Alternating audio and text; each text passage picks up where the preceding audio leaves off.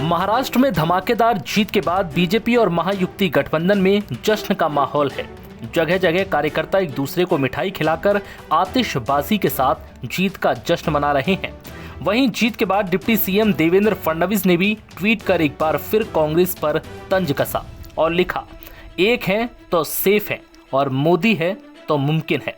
इस बीच अब देवेंद्र फडणवीस को सीएम बनाने को लेकर उनके समर्थन में अब कार्यकर्ताओं ने पोस्टर लगाने भी शुरू कर दिए हैं। महाराष्ट्र के वाशिम शहर में देवेंद्र फडणवीस को पोस्टर में महाराष्ट्र के मुख्यमंत्री के रूप में दिखाया गया है। वहीं इस धमाकेदार जीत के बाद महाराष्ट्र के सीएम एकनाथ शिंदे ने जनता का शुक्रिया अदा किया और क्या कुछ कहा, सुनिए।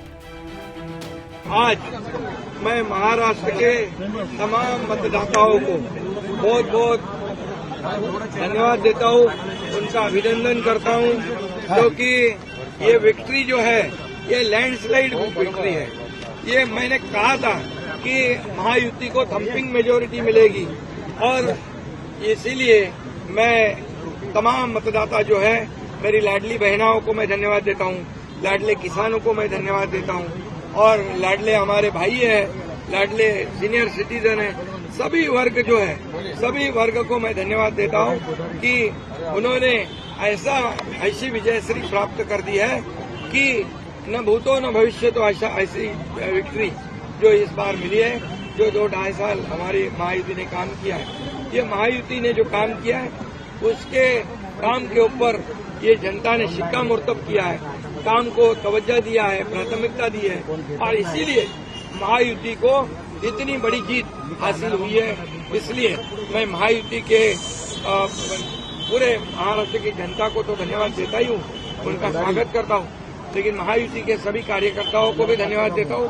उन्होंने जो काम किया है बहुत ही बढ़िया काम किया है और इस चुनाव में हमारे महायुति को जिताया है, इसलिए मैं बहुत बहुत उनका आभारी हूँ।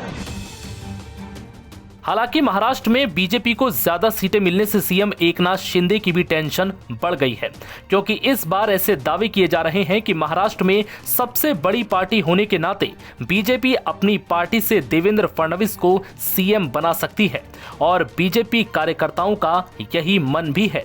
इस बार फडणवीस को महाराष्ट्र का सीएम बनाया जाए, जिसकी झलक पोस्टर के जरिए कार्यकर्ताओं ने महाराष्ट्र में दिखाने की कोशिश भी की।